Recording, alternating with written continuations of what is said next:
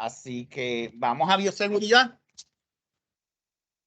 Objetivos de la lección: definir y mencionar los objetivos principales de la bioseguridad, explicar los componentes sobre la propagación de patógenos y la importancia de la cuarentena en la facilidad, explicar cuáles son los diferentes tipos de reservorio, explicar qué es saneamiento y desinfección y los diferentes métodos de desinfección que están disponibles y que nosotros podemos utilizar, explicar el manejo del personal y los visitantes en las facilidades. Así que vamos a ver cómo el personal que va a estar trabajando y los visitantes los vamos a estar trabajando, presentar los puntos de control críticos en la facilidad, explicar las buenas medidas de bioseguridad y presentar los problemas principales de bioseguridad que nosotros podemos encontrar. Patrick. Así que, sí. Sí, yo iba a decir lo mismo. El Sí, comentario de Wadi. Ajá, sí. Hay un comentario en la sección anterior, Patrick, de Wadi, que dice que en una de las fotos vio una planta parecida al pacholí.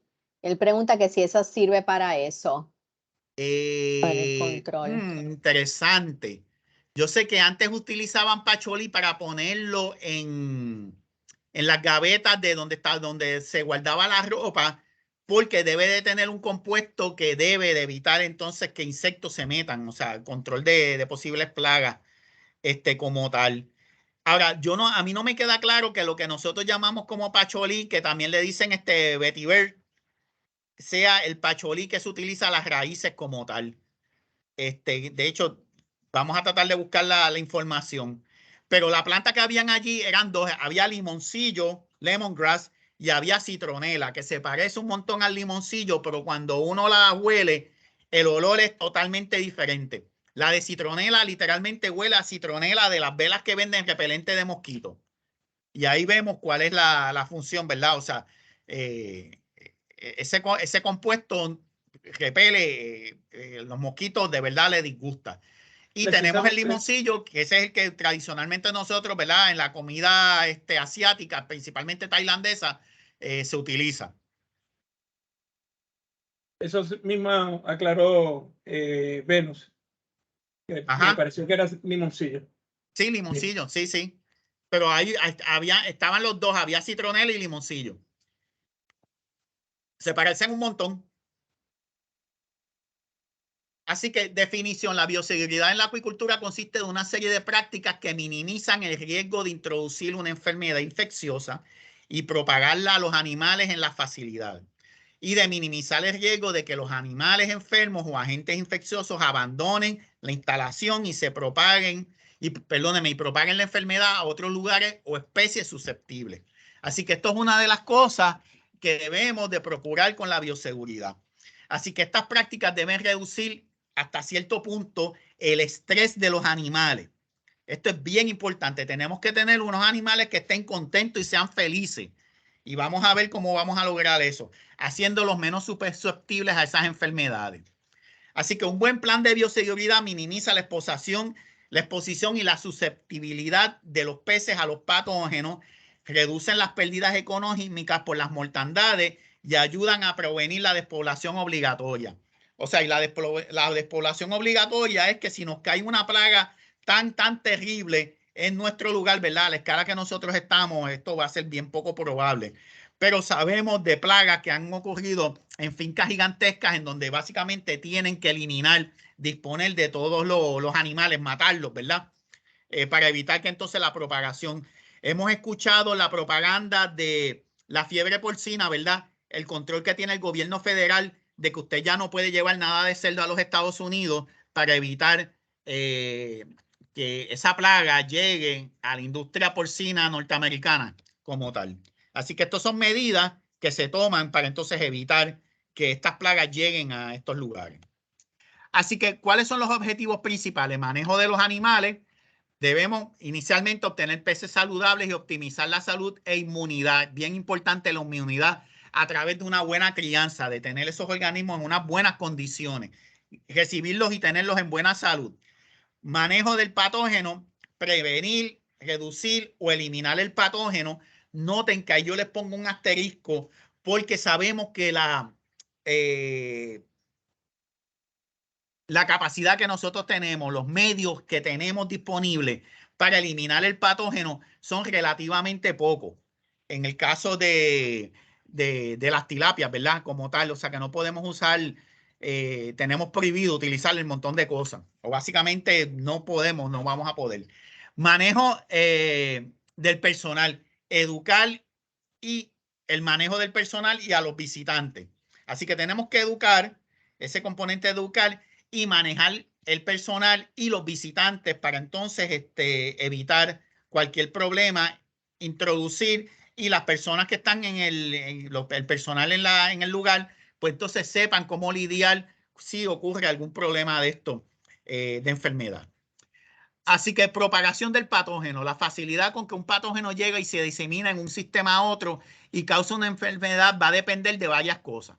De la especie, ¿verdad? Que se está trabajando, el estado inmunológico, o sea, cómo está ese pez. Y el estado inmunológico depende de varias cosas, ¿verdad?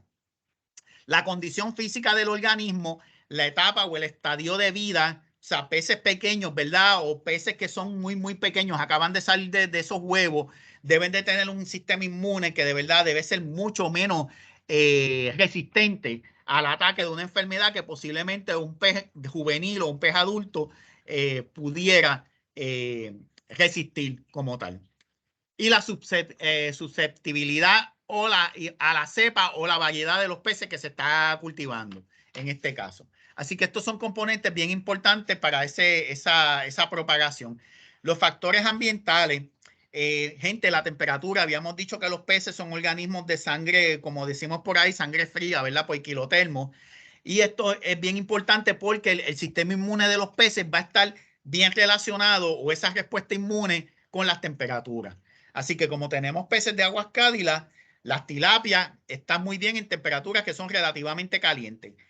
Cuando las temperaturas bajan un poco, su sistema inmune se tarda mucho más en responder. Posiblemente esa bacteria puede seguir creciendo de una forma efectiva y propagándose sobre el pez, pero el pez no tiene la capacidad de básicamente contrarrestarla, atacarla, ¿verdad?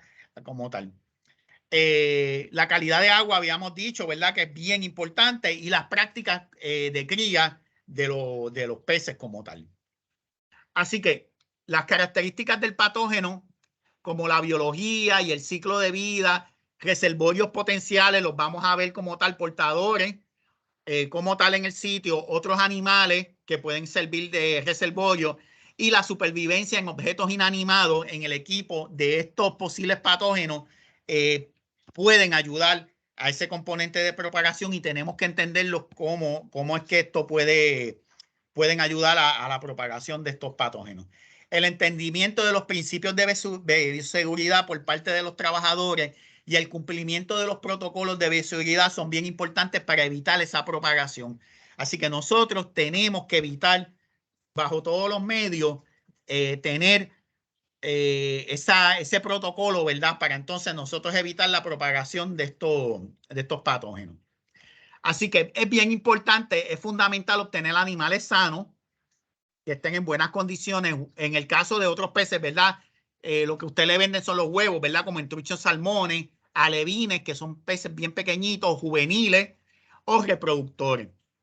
Y obtenerlos de un proveedor que tenga una buena reputación, que nosotros sabemos que los peces están en buenas condiciones, son peces saludables. Algunos proveedores pueden ofrecer animales que han sido certificados como libres de patógenos específicos por un veterinario y estos animales pueden ser preferibles como tal. Si la información sobre la salud del animal no está disponible o es dudosa o no está clara, los peces pueden analizarse poco después de la llegada a las facilidades y entonces tratar de ver si hay algún parásito o alguna señal de que los peces pueden tener alguna enfermedad. Y la otra cosa que a nosotros nos corresponde, pues, tener esos peces, observarlo, qué es lo que está pasando. Así que la otra cosa es el seguimiento de la genética de los reproductores. Ayuda a evitar endogamia y garantizar la producción de peces saludables. Así que esto es otro de los componentes que debemos de tomar en consideración al momento de tener estos reproductores y hacer programas de reproducción, ¿verdad? Para evitar y siempre tener variabilidad genética para evitar entonces posibles enfermedades genéticas en estos organismos que pueden inducir a la propensidad de otras enfermedades, ¿verdad?, a largo plazo. Así que la cría de los animales es importante para la bioseguridad. Condición o procedimiento que produzca estrés a los peces o que puedan dañar la piel. O sea, tenemos que manejarlos, ¿verdad?, con cierto nivel de cuidado. O sea, no queremos maltratar a esos peces. Las aletas son bien importantes, las branquias es otra estructura bien sensitiva en los peces y que nos dice un montón, y habíamos hablado que las branquias son sumamente delicadas y el sistema digestivo, todos estos componentes, si sufren daños, van a debilitar al sistema inmunológico y van a hacer esos peces muy susceptibles a otras enfermedades. Así que tenemos que manejarlos con cuidado. La otra cosa es la buena calidad de agua, esa nutrición adecuada y frecuente, ¿verdad? Un buen alimento y alimentarlos de forma adecuada. Y esos métodos adecuados de manejo van a contribuir en gran medida a prevenir esas enfermedades. Si nosotros hacemos todo esto, ¿verdad?, vamos a asegurar de que estos peces van a estar contentos y felices, van a alimentarse bien, se van a sentir bien y las enfermedades van a ser algo que no nos vamos a tener que preocupar mucho. Así que tenemos ese componente de cuarentena. La cuarentena es una de las medidas de manejo y bioseguridad animal más importantes. Así que la cuarentena es ese procedimiento donde un individuo o población es aislada, la vamos a separar, la vamos a estar llevando por ese proceso de aclimatada, la vamos a observar y si pasara algo en ese proceso, si es necesario tratarla para una enfermedad específica antes de que nosotros la vayamos a liberar en algún punto de la finca, ¿verdad? En este caso en la charca o la vayamos a colocar en los tanques o en este caso mucha gente lo que hace es que cuando va a vender reproductores los saca y antes de venderlos pues entonces también tienen ese periodo de cuarentena, ¿verdad? Para asegurarse de que esos animales cuando salgan de la finca pues entonces vayan a estar en excelentes condiciones. Así que esa cuarentena bien implementada protege el cultivo de la exposición a patógenos, ¿verdad? Peces que ya usted tiene, que está cultivando, no deben de estar, o sea, no van a ser, van a ser protegidos y permita a los animales nuevos tiempo para aclimatarse, recuperarse de esa manipulación, ¿verdad? Eso puede ser estresante. Nosotros cuando nos montamos en un avión y llegamos a otro sitio, no importa lo chévere que estuvo el viaje, siempre nosotros vamos a estar resentidos. Y si son viajes largos, va a ser peor. Gente, lo mismo le va a pasar a estos organismos. Así que ellos van a sentir ese impacto de ese proceso de recogerlos, ¿verdad? Meterlos en una nasa, meterlos en una bolsa o meterlos en un envase, transportarlos a una distancia, todo eso lo van a sentir. Transportación, el manejo, el agua y los alimentos. Así que ellos van a llegar a un sitio totalmente nuevo donde la química del agua va a ser distinta, donde posiblemente ese alimento va a ser distinto y todo eso puede incidir en ese componente. Así que se ha demostrado que la manipulación y el transporte reducen la resistencia a enfermedades y la recuperación de muchos de estos organismos puede llevar varias semanas. Así que por eso es que la cuarentena es ese periodo que le vamos a dar esa oportunidad a estos animales a básicamente aclimatarse. Si van a enfermarse, que se enfermen y que se enfermen en este sitio y no nos enfermen los otros peces que vamos a estar ya básicamente cultivando en diferentes estadios.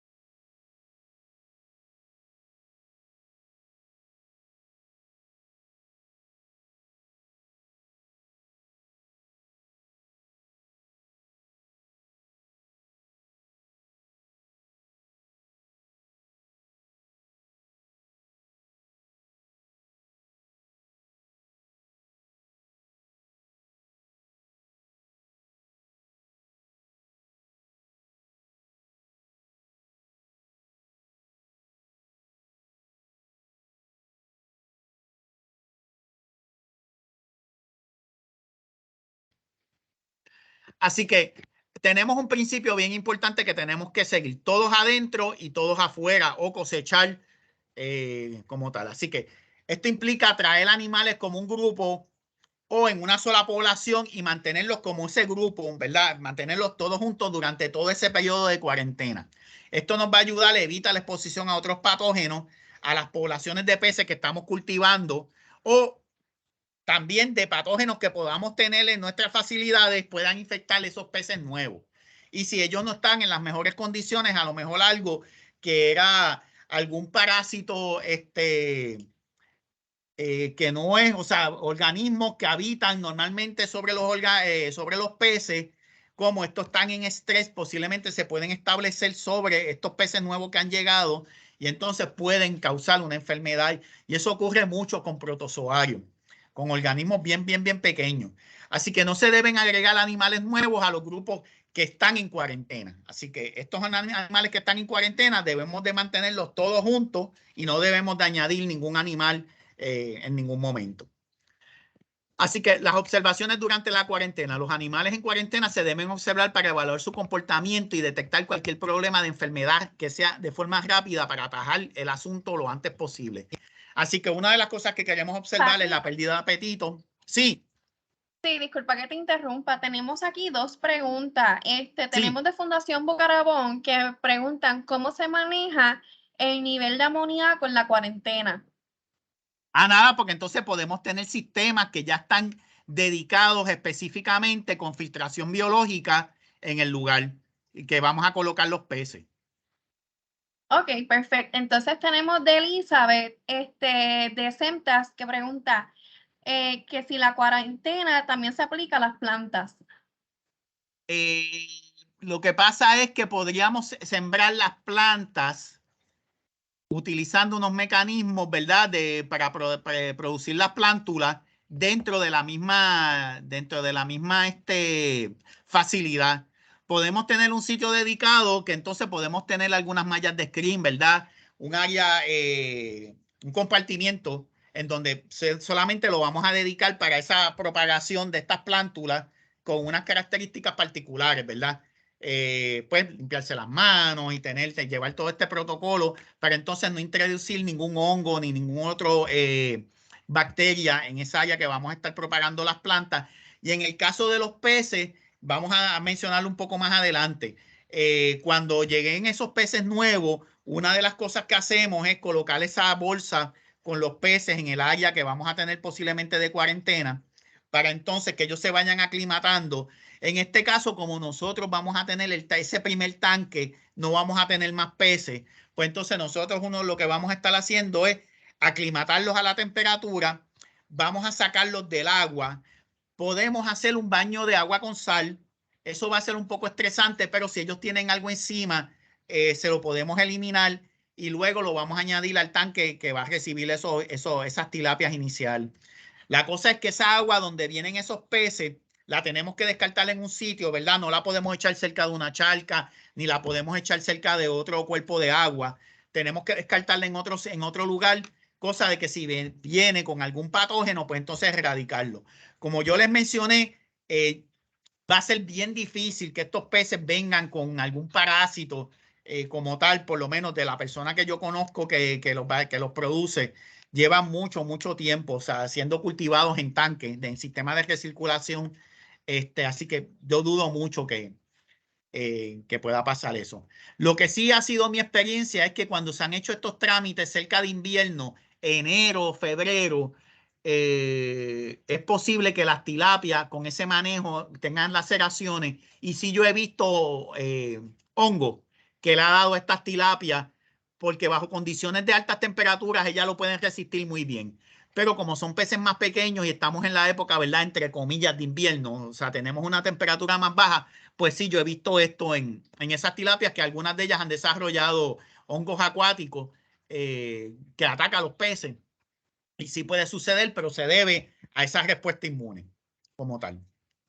Perfecto, gracias, Patrick. Sí, así que la pérdida de apetito es un signo bien común y temprano de que hay algo malo que puede estar pasando. No debemos de alimentar inmediatamente que estos peces lleguen, ¿verdad? Vamos a darle 1 o 2 días para que entonces ellos boten todo lo que vayan a botar del sistema, del tracto digestivo, se aclimaten, se sientan un poco mejor y entonces vamos a ir añadiendo un poco de comida poco a poco para entonces verlo cómo ellos están reaccionando. Porque posiblemente ese primer día usted le echa comida, esto ha sido un trauma para mí y yo no voy a comer y entonces ese alimento puede dañar el agua. Así que una buena nutrición, esto es bien importante, va a aumentar esa resistencia a las enfermedades y el ajuste cuidadoso a la dieta de origen, la dieta que tenía original a la dieta de la finca, reducirá esos problemas de los cambios repentinos. Así que recuerden, ellos tenían una dieta original o de origen en donde ellos estaban y ahora van a estar en otro sitio, ¿verdad? Bajo otras condiciones y eso pues entonces va a reducir el problema de esos cambios repentinos, como les mencioné. Así que no todos los patógenos, en este caso bacterias, parásitos, virus y hongos, son iguales. Todos tienen unas características particulares y los patógenos varían en la capacidad de supervivencia en los reservorios, que es donde se encuentran. La patogenicidad, con qué facilidad pueden infectar y causar enfermedades, el diagnóstico y el control. Así que todos los patógenos van a tener un componente distinto aquí. Así que algunos patógenos causan enfermedades más fácilmente que otros y los factores ambientales y el huésped, especialmente la especie y su estado inmunológico, determinará en última instancia si los peces se van a enfermar o no. Así que peces que están en buenas condiciones, bien alimentados, en unas temperaturas adecuadas, con una calidad de agua excelente, pues tienen una gran probabilidad de que entonces si cae algo ahí, ellos lo puedan atajar, pueden desarrollar la inmunidad y eventualmente pues eso que podemos considerar como esa enfermedad podría desaparecer porque entonces ya el sistema inmune tiene todos los mecanismos para batallar con esa enfermedad. Así que desde el punto de vista de los reservorios, los patógenos sobreviven y se replican en reservorios dentro de una instalación. Vamos a tener dos tipos de reservorios, los no vivos, que van a poder sobrevivir en el agua, componentes de los sistemas como esos equipos, sistemas de filtración, toda la tubería. En los pisos, muchos de ellos pueden sobrevivir en algunos estadios en los pisos, en las paredes y el alimento, ¿verdad? Dependiendo de qué tipo de alimento, en algunas facilidades usan alimentos que hacen a diario con material que ellos trituran. Y en ese caso, pues entonces puede estar ahí. Los alimentos, en el caso de los vivos, incluyen los mismos animales acuícolas, así como los otros animales como ranas y aves, plantas y alimentos vivos o congelados. Perdónenme, aquí en este caso es alimentos vivos o congelados y en este tipo puede ser ese alimento seco. Vamos a ver un poco más adelante ese alimento seco. Y me disculpan aquí. Así que tenemos este alimento básicamente seco y alimentos vivos. Así que es importante conocer ese ciclo de vida del patógeno. En este caso, ¿verdad? No vamos a preguntar el ciclo de vida de todos los parásitos ni nada de eso de los peces, pero es importante tener más o menos una idea de qué es lo que está pasando con ese ciclo de vida y los factores que permitan a los patógenos sobrevivir en los reservorios y cómo pueden ser eliminados con desinfectantes. Así que recuerden, vamos a tener peces en altas densidades. Esto puede ser un componente de estrés. Vamos a tener biopelículas, ¿verdad? Habíamos hablado de esas biopelículas, de todas estas bacterias benéficas que vamos a tener en el sistema de filtración. Vamos a tener sólidos que van a estar en el fondo, ¿verdad? Restos de alimentos, desechos de los peces en el tanque. Y entonces en estos lugares estos pueden contribuir a concentrar los patógenos. El alimento que no se consume, la materia orgánica que está en el sistema, ya tanto particulada como disuelta, puede favorecer la sobrevivencia y la propagación de algunos patógenos, ejemplo, bacterias. Y aquí vamos a tener dos que pueden ser importantes para nosotros, Aeromonas y Vibrio. En el caso, y se ha documentado que estas pueden atacar a las tilapias. Así que vamos a tener ejemplos de bacterias que viven dentro de esas biopelículas en los filtros y las tuberías. O sea que vamos a tener biopelículas en todos esos sitios que van a estar húmedos. Vamos a tener bacterias que van a estar creciendo y hay algunas de estas bacterias que pueden sobrevivir en esa zona. Pero esto es algo que realmente no podemos controlar. Sí podemos controlar que estas bacterias, utilizando estas buenas prácticas, controlar que lleguen a nuestro sistema. Así que hay otro grupo de parásitos que pueden habitar en desechos orgánicos. Peces muertos o moribundos pueden estar colonizados por alguna de estas especies de parásitos facultativos, ¿verdad? Que bajo ciertas condiciones pueden utilizar alimentos, pero cuando hay un pez muerto, pues entonces puede utilizar la superficie como tal o moribundo. Así que es por eso que vamos a ver que es una práctica fundamental que tan pronto nosotros podamos localizar, vemos peces muertos o que están en muy malas condiciones, que sabemos que ese pez no va a sobrevivir, debemos de retirarlo para entonces evitar que entonces podamos tener una proliferación de estos parásitos. Así que los virus varían en su tolerancia.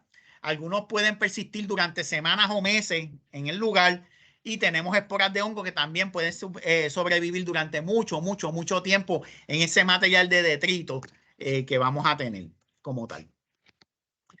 Así que desde el punto de vista de los reservorios, los patógenos ingresan a las facilidades por medio de aerosol, gotitas muy pequeñas, muy finas, sobre los equipos, sobre los vehículos, en la mano, en los brazos, en los zapatos de las personas. Y una vez adentro pueden sobrevivir en zonas que están húmedas, en los suelos, en las paredes y en el techo. Así que esto es para que ustedes vean que tenemos que controlar hasta cierto punto qué es lo que está pasando en el área. O sea, mantener esa buena higiene en manos, brazos, pues zapatos, ¿verdad? Y esto es básicamente específico para estas zonas, estas áreas donde vamos a tener unos cultivos muy intensos.